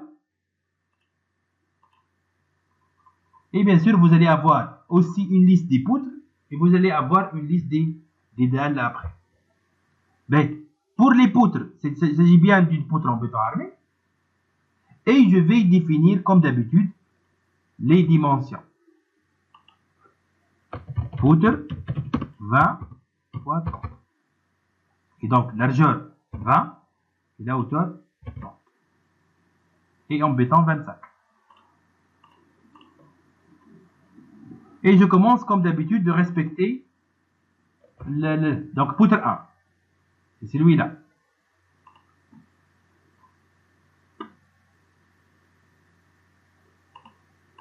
D'ici, là. Regardez, robot va donner une autre couleur et il va indiquer la section ici. Tout simplement parce que la commande dans bouton droit attribut barre légende par couleur a été cochée. Après, la poutre 2, c'est une poutre continue à deux travées. Il suffit de cliquer sur le point de départ et le point d'arrivée, les extrémités de la poutre. Il faut faire attention. Robot, il relie les éléments entre axes. Ok? Toujours, il relie entre axes. C'est pas un logiciel d'architecture, c'est un logiciel de conception et de calcul. Et donc, c'est pas un logiciel de conception même, c'est un logiciel de calcul. Donc, le plus important pour moi, c'est la distribution des charges entre les différents éléments. Mais, poutre 3, c'est une poutre. Ah oui. C'est une poutre continue avec un console. Hein? Ici. Donc, d'ici jusqu'à 1 mètre par rapport. Oui. سامحني بالله. Est-ce que tu as une modélisation بعد qu'on vérifie les articulations مش وقتهم les articulations بعد نشوفوهم يعني. Bien sûr, je vais vous expliquer ça, mais juste pour le moment, je suis en train de modéliser uniquement. Je suis en train je suis en train de créer notre modèle. C'est pour cette raison que j'ai choisi un modèle avec, bon, il y a plusieurs éléments, c'est exprès parce que, comme je vous ai dit, j'ai pour maîtriser la modélisation poutre, poteau, mur, voile, dalle, ainsi de suite, mais à une tâche courante parce que on va juste terminer avec ça et on va faire une copie. Ça d'une part. Okay. D'autre part, les interventions, on va le faire après. Les interventions, on va le faire après parce que, comme je vous ai dit, toutes les liaisons maintenant sont considérées comme encastrement. Toutes les liaisons. Ok? Ok. Ben. Okay. Donc, pour l'autre poutre, c'est d'ici jusqu'à 1 mètre. C'est celui-là. Donc, là, essayez juste de faire attention pour connaître bon, puisque vous avez créé les deux constructions, robot automatiquement, elle va vous donner l'extrémité de 1 mètre. Donc là, vous avez un maille. Donc, on va lier un maille. Donc là, juste, c'est un jeu avec la souris pour qu'on puisse modéliser les poutres. Je continue. 4, la 4. 4, c'est celui-là. Bon, c'est pas une obligation, comme je vous ai dit, mais. Et je préfère de désactiver le croquis pour que je puisse connaître le nœud de l'extrémité du poteau considéré. Pour avoir ce cercle-là affiche. Pour que je suis sûr que j'ai bien sélectionné l'extrémité. Oui. Je voudrais savoir, est-ce que il y a une différence, par exemple, pour la modélisation, il y a une différence entre les poutres et les régisseurs? Ah oui, j'explique maintenant. Mais, bon, vous connaissez la différence entre poutre et régisseur du point de vue technique? Je pense que c'est lors de la conception. C'est en fonction du sens de l'audi, c'est ça? Effectivement, le poutre, c'est un élément porteur qui supporte son poids propre, la charge d'un mur, et il va prendre une partie de la dalle. Il va supporter une partie de la dalle. Mais par contre, le régisseur, son rôle, c'est fermeture pour les panneaux et il va supporter son poids propre et la charge d'un mur s'il existe. Ben, ça, en ce qui concerne la définition. Pour les planchers encore creux, les poutres sont perpendiculaires au nerveux et donc chaque poutre elle va supporter la moitié du panneau de dalle. Par contre, dans le dalle pleine, ça dépend de est-ce que c'est une dalle qui porte dans un seul sens ou bien dans deux sens. Si vous avez une dalle qui porte dans deux sens, donc vous avez 4 poutres de 4 côtés. Si vous avez une dalle qui porte dans un seul sens, donc vous avez 2 poutres et 2 réducteurs. Ça, en ce qui concerne la définition. En ce qui concerne la modélisation, il y a une grande différence. Pourquoi? Parce que les poutres ici sont des poutres qui sont continues. Donc déjà, impossible d'avoir cette poutre-là comme étant une réducteur. Les réducteurs sont des poutres isostatiques uniquement. D'accord. Les éléments contenus sont uniquement des poutres. Sur les plans de coffrage, les éléments isostatiques sont des réducteurs. Les éléments contenus, je peux avoir une poutre isostatique, évidemment, c'est possible. Si je suis dans la possibilité de mettre la continuité comme ce cas-là, c'est une poutre. Ce sont des 2 poutres, parce que ce plancher-là, il porte dans 2 sens. Vous pouvez vérifier les dimensions. 2 sur 3. 2 sur 3, c'est supérieur à 0,4. Donc c'est une dalle qui porte dans 2 sens. Ok. Les 2 sont des poutres, et ce sont isostatiques. Parce que je suis dans la possibilité d'assurer la continuité parce qu'il existe un mur à voie. Par contre, pour ces poutres-là, ce sont des poutres continues. Donc, là, il faut bien souligner, c'est que je vais parler de ça avant d'avancer, c'est important. Et c'est peut-être une réponse à une partie de la question de Chouet. Donc, concernant la modélisation, pour les réducteurs, supposons, je vais éliminer par la suite l'étape que je vais faire. Supposons que celui-là, la poudre 26, c'est une réducteur. Ok? Et la réducteur, c'est un élément qui est isostatique. Et simplement appuyé sur le poteau et sur le mur-voile. Si je vais garder la liaison comme cela, si je ne vais pas intervenir. Donc, robot, il ne va pas afficher des avertissements par la suite. Ou bien, robot, il ne va pas envoyer un message pour vous informer qu'il s'agit bien d'une réducteur. Non. Robot, il va faire le calcul et il va avancer. Mais, dans le calcul et dans les résultats qu'on va faire après, on va constater qu'il y a des moments au niveau des appuis. Pourquoi? Parce que le robot, il a considéré que la liaison, c'est un encastrement. Par contre, la liaison, c'est pas un encastrement. Donc, c'est une articulation pour les réducteurs. Mais puisque le robot, elle va considérer que la liaison, c'est un encastrement. Donc, on doit intervenir. Comment on va intervenir? Il y a ici, sur la barre d'outils additionnels, une commande qui s'appelle définition de la structure, dans laquelle on va trouver d'autres options. Telles que la fameuse option liée à relâchement. Qu'est-ce que ça veut dire relâchement? Relâchement, ça veut dire que je vais relâcher la poutre. Par défaut, elle est encastrée. Mais si c'était encastré, c'est bien, je passe, j'avance. C'est déjà, le robot, elle va bien choisir cette liaison-là. C'est déjà par défaut, c'est l'encastrement. Si c'était un encastrement, c'est bon, je passe. Mais si c'était par exemple, bon, c'est pas par exemple, dans le béton armé, je peux avoir l'articulation. Il n'y a pas d'autre cas. Dans les constructions métalliques et dans les charpentes en bois, on peut avoir un appui simple, on peut avoir un autre. Mais par contre, dans le domaine des bâtiments en béton armé, c'est l'encastrement ou bien l'articulation. Donc, lorsque je vais cliquer sur relâchement, vous allez avoir 3 relâchements qui existent par défaut. اللي هما explique.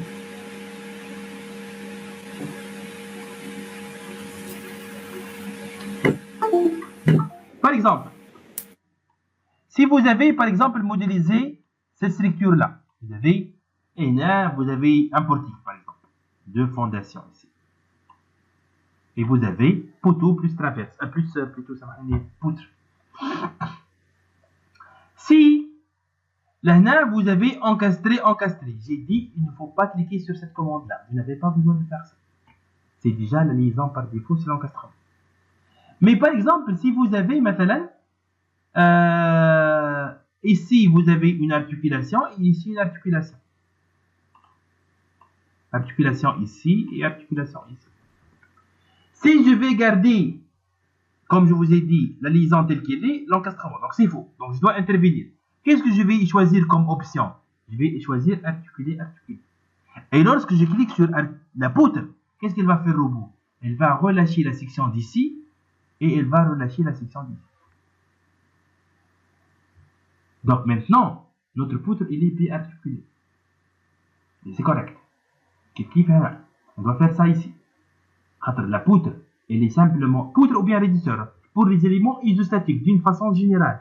Dans les domaines des bâtiments en béton armé, pour les éléments isostatiques par défaut, il faut considérer qu'elle est articulée de deux côtés. Donc c'est correct dans ce cas-là, quel que soit un régisseur ou bien une poutre. Mais, qu'est-ce que ça veut dire ce symbole-là? B, B, B, L, L, L ou la LL. En 3D. Et en 3D, vous avez quoi? 3 déplacements et 3 rotations. Qu'est-ce que ça veut dire B, B, B? Les déplacements sont bloqués. Et je te vous l'autorisé, les rotations qui sont autorisées. Donc c'est la différence entre encastrement et articulation, c'est la rotation. L'articulation, elle autorise la rotation et l'encastrement, il bloque tous les mouvements.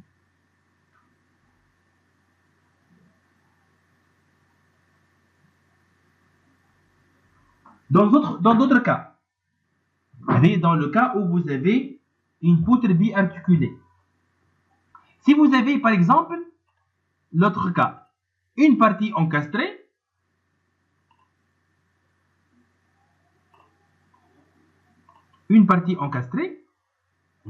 encastrement, ou ici c'est l'articulation.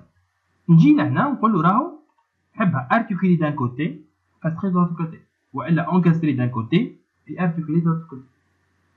هذا en ce qui concerne le bâtiment en béton armé.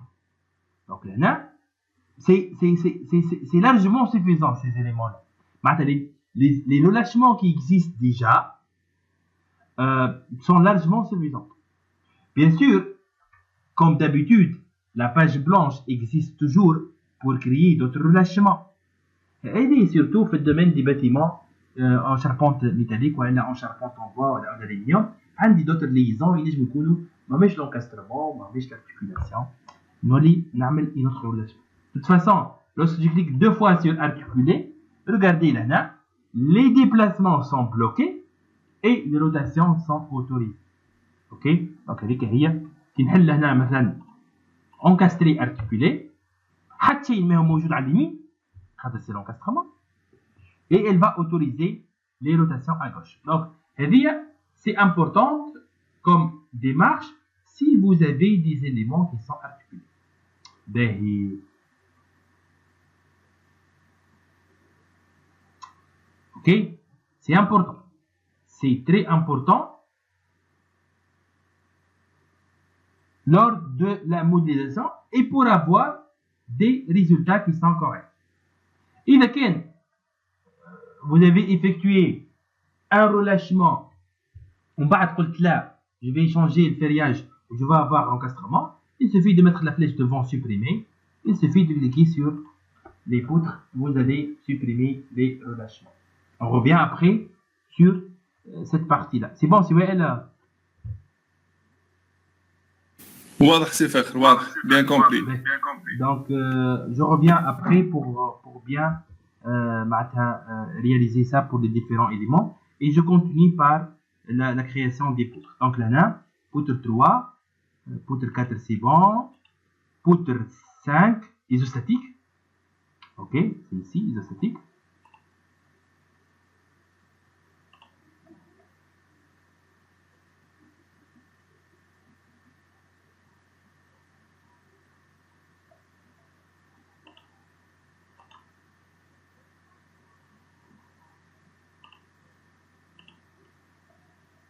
Après,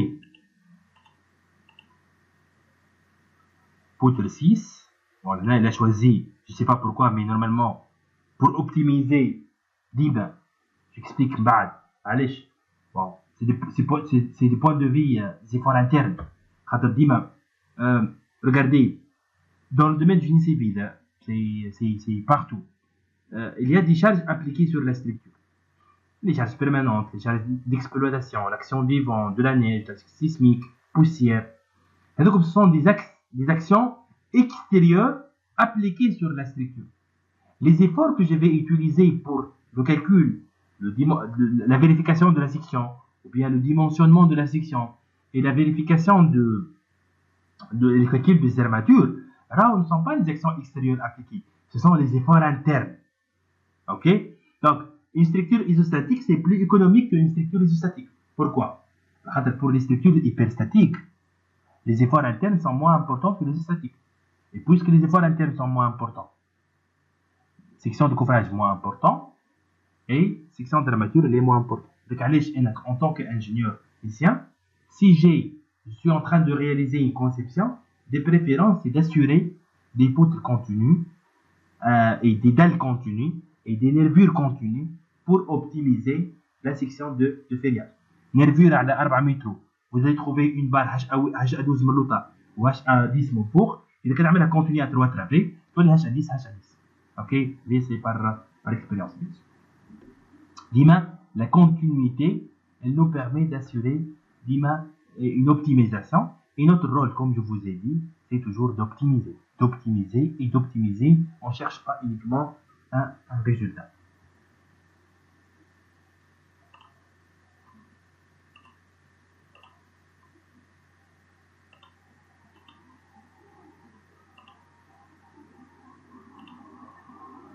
Poutre 7.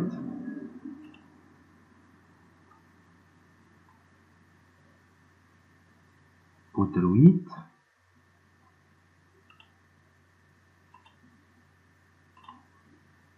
Continue à 3 travées.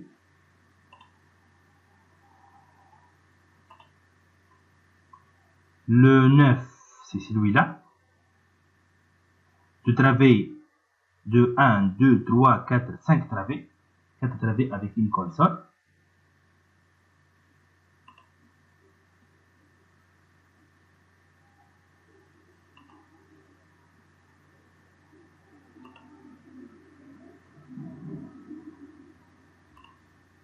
La poutre 10 de travées et la poutre 11 de travées.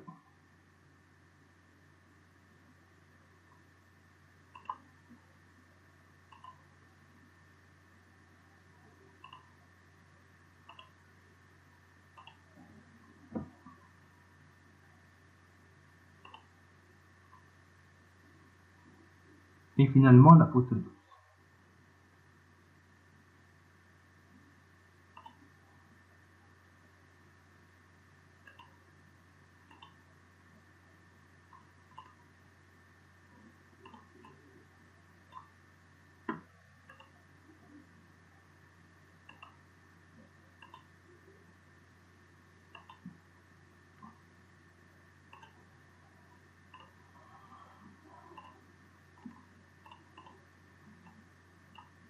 C'est ça. Donc voici les poutres.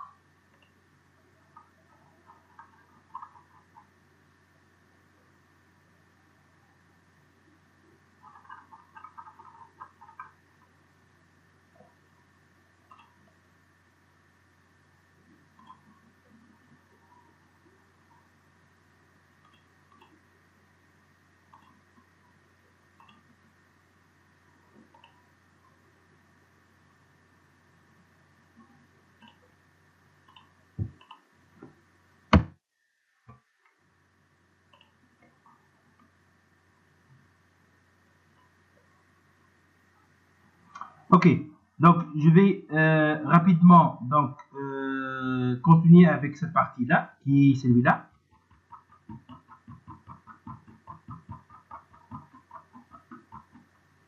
Celui-là, ok. Donc, ici, ok. Normalement, par la suite, directement, on va passer à la définition des dalles pleines d'épaisseur 16 cm. Ok. Donc, ok. Donc, 1, 2, 3. J'ajoute 3 axes selon Y avec signe moins. Donc, je reviens ici. Ok. Y. J'ajoute 3 espacements. de moins 1 mètre.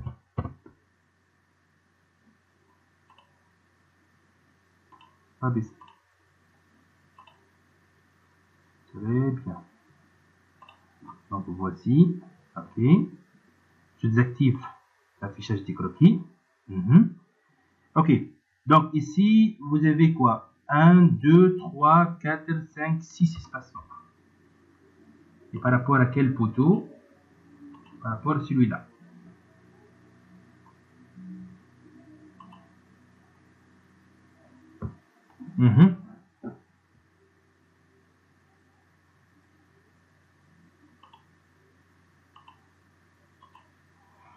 Ok. Ok.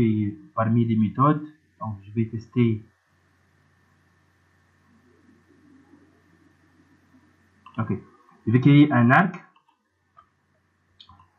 Cet arc-là, je vais demander début, fin et centre. Ok. Et je vais, regardez ici que je vais faire. Je vais créer un arc ici. Et je vais discrétiser l'arc en 1, 2, 3, 4, 5, 6 espacements. Qu'est-ce que je vais faire ici? Je vais créer un arc.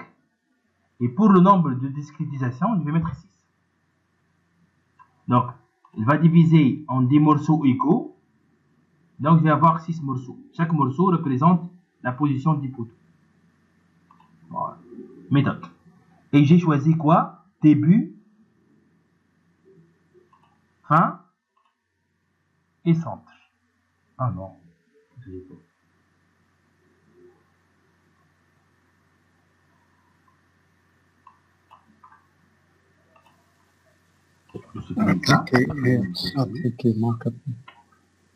Début.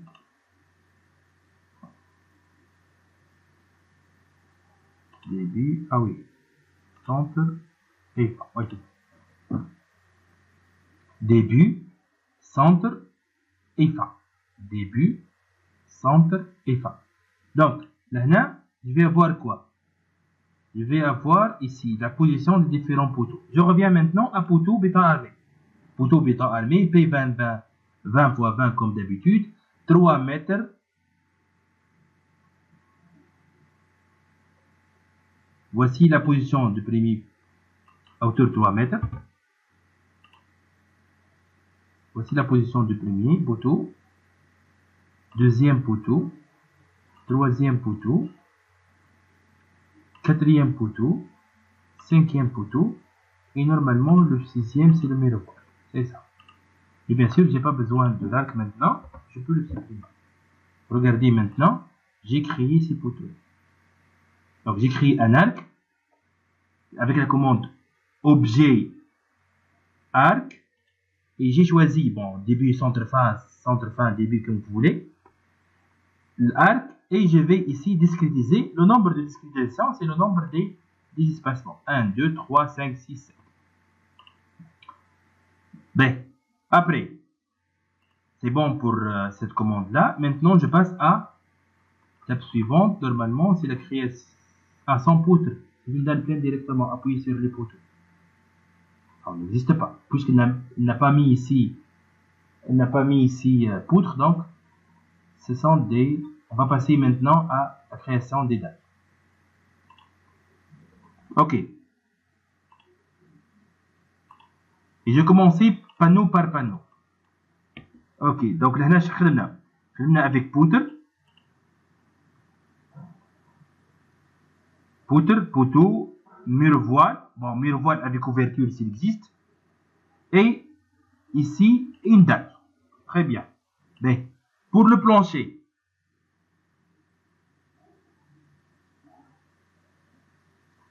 bon, ok. On peut travailler avec dalle, comme on peut travailler avec des panneaux sous forme rectangulaire. Je préfère ça. Regardez ici. Je vais créer des surfaces. Bien sûr, ici, robot, il donne différentes options. Ou bien un panneau. Si je vais cocher panneau, c'est-à-dire que c'est un élément horizontal avec une épaisseur. Bien sûr, c'est l'épaisseur de la dalle pleine ainsi que le matériau. On doit définir et on doit revenir encore une fois sur épaisseur élément fini pour créer une nouvelle épaisseur. Et on donne à cette épaisseur-là un matériau. Et, ou bien, face au bardage, des planchers encore creux. On peut l'utiliser pour les bacassiers, pour les planchers mixtes, ou pour les éternites, pour ces projets-là, pour ces éléments-là. On va créer juste une surface virtuelle. Son rôle, c'est de la répartition de la charge et sur laquelle on va appliquer le poids propre de l'élément. C'est-à-dire quoi? Supposons que dans ce projet-là, on va travailler avec des planchers encore creux. Les planchers encore creux n'existent pas dans le robot. Il n'y a pas une commande qui nous permet de modéliser les planchers encore creux. Qu'est-ce qu'on doit faire? On peut utiliser face au bardage, c'est juste une surface.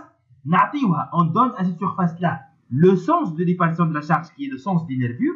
On applique sur ce panneau-là le poids propre du plancher encore creux. Regardez déjà, j'ai préparé ici une présentation. Voici les éléments qui constituent un plancher encore creux. Étage, courant ou la terrasse. Pour l'étage courant, vous avez la nervure, l'ordi, plus la nervure, plus la table de compression, plus l'huile de sable, plus mortier de pose, plus carrelage. Voici les différents éléments qui constituent un plancher encore creux, intermédiaire. Pour le plancher encore creux, terrasse. L'ordi, nervure, table de compression, les deux existent. Toujours. Avec forme de pente, multicouche et la gravillon de protection. Ou d'autres éléments, le plus important, c'est de connaître son poids total. Voici un tableau qui décrit le poids de chaque élément ainsi que le poids total de chaque dalle. Les planchers encore creux. C'est-à-dire quoi? C'est-à-dire, dans le robot, on peut pas décomposer le dalle en une partie en béton armé, une partie huile de sable, une partie mortier de pose, une partie carrelage. Non, on utilise face au bardage, surface grise virtuelle, charge, elle va le transmettre vers les autres éléments de la structure.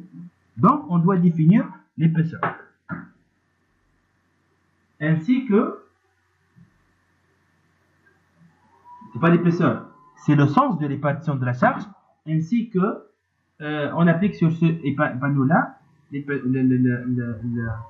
le poids total, qui est égal à 6,27 par exemple pour un plancher terrasse corps creux 6 plus 5 et 5,75 il va un plancher intermédiaire. Donc, pour le cas d'un plancher en corps creux. Mais si c'était une dalle pleine, déjà la structure en béton armé, on peut la modéliser. Épaisseur 16. On va définir une épaisseur 16 et un panneau. Un panneau si c'était une dalle pleine. Face au bardage, si c'était un panneau en corps creux ou bien d'autres types de planchers dont le robot il ne peut pas les définir. Il y a plusieurs méthodes. Parce que il y a plusieurs méthodes. Il y a des ingénieurs qui disent mon projet c'est avec des dalles, des planchers en corps creux. Par exemple, 16 plus 5. Et un plancher intermédiaire. Donc son G égale à combien? Égale à 5,75 kN par mètre carré. Je peux utiliser une face au bardage sur laquelle j'applique le 5,75. Comme je peux utiliser, c'est correct, une dalle pleine, dans l'épaisseur donne un poids égal à 5,75.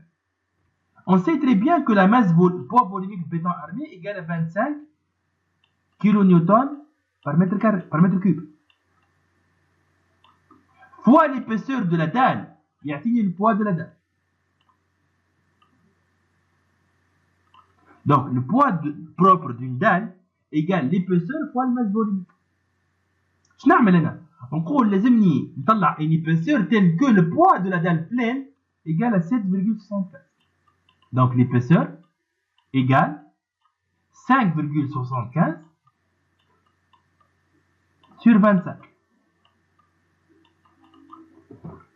Donc, 5,75 sur 25, 0,23. Donc, 23 cm. C'est-à-dire quoi? C'est-à-dire, vous avez deux méthodes pour définir un plancher en col creux sur robot. Ou bien, utiliser la commande ici face au bardage. Je dis juste une surface sans poids propre. Après robot, il va générer le poids propre des éléments automatiquement. Donc, il y a une dalle pleine. Le poids de la dalle pleine, structure béton armé. Il y a une face au bardage sans poids propre égale à 0. Sans poids propre égale à 0. Donc j'applique sur cette surface-là le 5,75 total. C'est la répartition de la charge. Vers les poutres, vers les murs voiles, vers les poteaux, la fondation, pour que je puisse dimensionner ces éléments-là. لما كان جا نخدم على نختار deuxième méthode, une dalle pleine. يهمني c'est la répartition de la charge soit correcte. Et le poids de la dalle représente le poids d'un plancher en col creux. Je vais chercher l'épaisseur de telle façon, non, le poids de la dalle pleine donne le poids d'un plancher en col creux. Si c'était une dalle pleine, il n'y a aucun problème. Je choisis directement l'option panneau. Mais, lorsque je vais créer un panneau comme celui-là,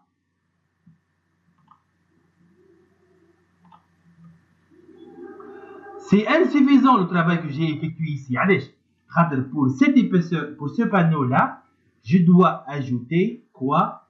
Une épaisseur. C'est pour cette raison, je reviens ici, épaisseur élément fini, qui se trouve sur la barre d'outils, bien sûr additionnelle, et je vais créer une nouvelle épaisseur. Cette fois-ci, c'est pour une dalle pleine, et l'épaisseur est 16 cm. Béton 25. Et il l'applique ici. Sauf que, bien sûr, redbel est là. Bon, pour le moment.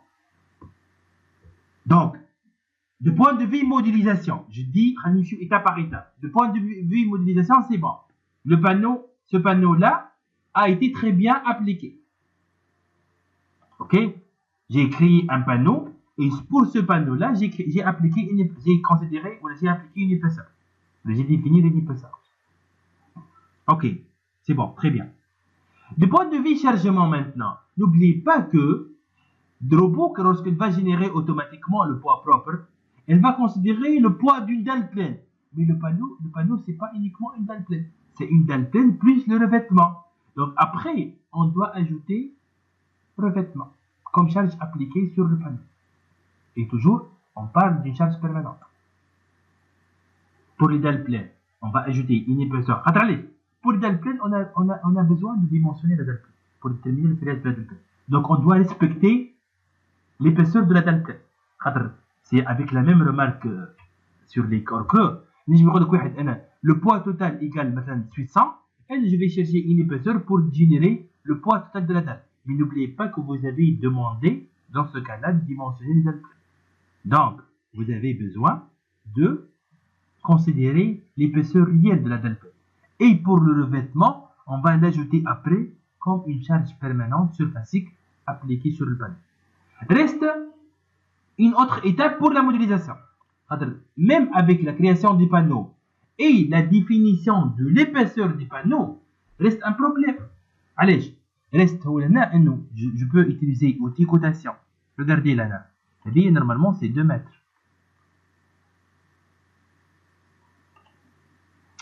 Allez, c'est pas un problème. 2 mètres. Et ici, c'est 3 mètres. Donc, 2 sur 3, déjà, égale 0,67. Et 0,67, donc, supérieur à 0,5. Donc, c'est une dalle qui porte dans 2 sens. Allez, lorsque je vais cliquer sur le bouton droit, attribut, pour les panneaux, là je vais l'épaisseur, là je vais direction de répartition de la charge. Ah, elle n'affiche pas là.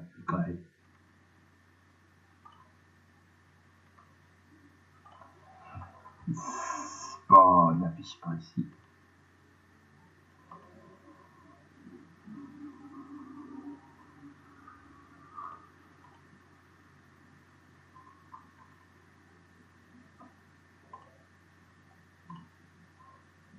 Ok, mais de toute façon, avec robot, il considère que le panneau il porte dans deux sens au début. Sinon, il faut modifier le sens de répartition de la charge. Ok? Donc, où on va aller dans structure caractéristique, modèle de calcul des panneaux. Donc, structure caractéristique, modèle de calcul des panneaux, et on va définir un nouveau modèle. On va une dalle pleine. C'est juste pour définir le sens de répartition de la charge. C'est important. Ça met une dalle pleine. Et vous pouvez avoir plus qu'une fiche. Parce que vous avez des dalles qui portent dans deux sens et vous avez des dalles qui portent dans un seul sens. Donc, pas d'élément fini, pas de rétissage et le sens de répartition de la charge il est dans une direction ou dans deux directions. Et quand je vais choisir dans deux directions, ajouter et on l'applique, c'est bon. On va considérer maintenant que c'est dans deux directions. Sinon, si supposons que ce panneau-là, il porte dans un seul sens. Une direction. Chez le robot, elle va choisir la petite dimension automatiquement. Donc, heureusement, ici, il est intelligent un peu. Mais sinon, c'est impossible d'avoir un avertissement ou une notification pour dire que vous avez oublié de définir le sens de répartition de la charge. Vous avez oublié de relâcher les poutres. C'est impossible. Là, c'est à vous d'intervenir. Si vous avez intervenir, ok, le modèle de calcul il est parfait, et vous allez considérer le cas réel, et vous allez avoir les charges correctement transmises vers tous les éléments de la structure. Sinon, le robot il part dans deux sens, ensuite il faut faire attention. Là, il faut faire attention et c'est intéressant. Et c'est très intéressant ce cas-là. Ce sont ces astuces-là qui vont influencer sur les résultats. Donc, bien sûr, là, un simple calcul que vous devez effectuer pour les différents panneaux et pour le considérer, est-ce que c'est un panneau qui porte dans un seul sens ou dans deux sens. Ce panneau-là, c'est dans deux directions. Donc, ça met là, maintenant, je peux noter ça dans le pleine deux directions. On va les deux directions. Choufou, l'autre panneau, ce panneau-là. Ok? Mais pour ce panneau-là, comme d'habitude, je reviens ici. Carré, triangle rectangle, défini par 3 points. Un panneau d'ici, là, ici. C'est bon, a été créé, c'est bon, regardez. Ben, Nimshi Tawa. 1, 2, 3, 4, 5. 2 sur 5. Ça fait 0,4. Donc, puisqu'on travaille selon le code 2, donc c'est une dalle qui porte dans un seul sens. Je reviens et je vais créer dalle pleine. Un sens de répartition. Pas d'élément fini, pas de redissage. J'explique pourquoi pas d'élément fini. Alors j'ai coché pas d'élément fini, je passe à tête. Il ne reste pas de temps pour expliquer ça. Mais je reviens la prochaine fois, Inch'Allah. Et je vais même noter ça pour vous expliquer qu'est-ce que ça veut dire, pas d'élément fini. C'est important aussi. Et dans une seule direction.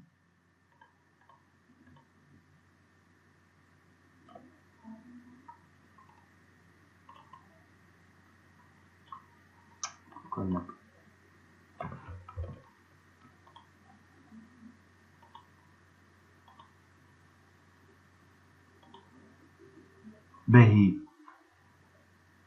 بلي لحظة juste أنا نرجع للميرفوار خاطر زدت عليه باهي regardez تاو je corrige l'erreur باهي regardez là j'ai choisi une seule direction mais elle a choisi la plus grande علاش j'explique lorsqu'on a dessiné le panneau la première direction qu'on va choisir c'est le X pour lui. Regardez le panneau ici il porte dans deux sens. X le bleu et Y le vert.